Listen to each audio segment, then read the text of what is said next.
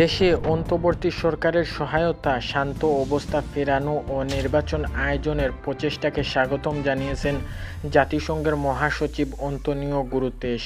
গতকাল মঙ্গলবার একটি বিবৃতিতে বিশ্ব সংস্থার মহাসচিবের মুখপাত্রের কার্যকলাপ এ তথ্য জানিয়েছে। বিবৃতিতে বলা হয়েছে, বাংলাদেশের জাতীয় সংসদ নির্বাচন আয়োজনের পথে এগিয়ে যাচ্ছে।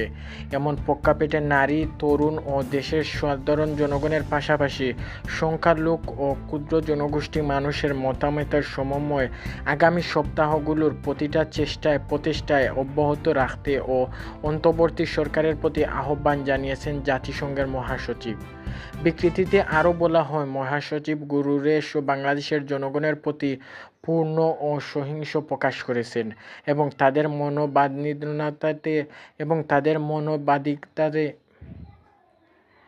এবং তাদের মানবাধিকারের প্রতি শ্রদ্ধা ও প্রদর্শনের আহ্বান জানাচ্ছেন। সব ধরনের সহিংসতার ঘটনার একটি পূর্ণাঙ্গ, স্বাধীন, পক্ষপাতহীন ও স্বচ্ছ তদন্ত পরিচালনার প্রয়োজনীয়তার উপর জোর দিয়েছেন তিনি।